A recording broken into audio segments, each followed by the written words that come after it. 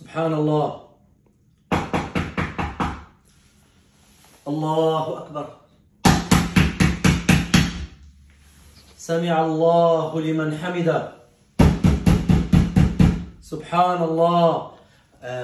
أحبة في الله، إنسان كان يصلي ودق عليه الباب إنسان، أو صار حدث شيء خطير، احترق الولد، أو الولد بده يصير له شيء خطير ممكن يحترق أو كذا. قال صلى الله عليه وسلم: إذا كان أحدكم في صلاته، يعني نابه شيء في صلاته، فليسبح الرجال يسبح والنساء تصفق.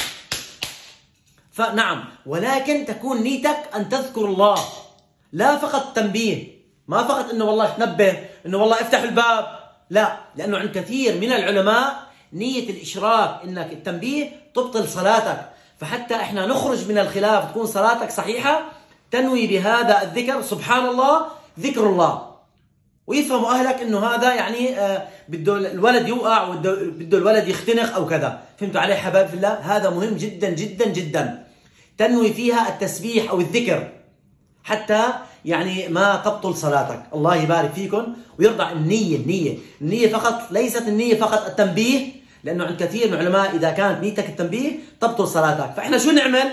تكون نيتك تسبح الله سبحان الله، وترفع صوتك. الله يبارك فيكم، يرضى عليكم، جزاكم الله كل خير.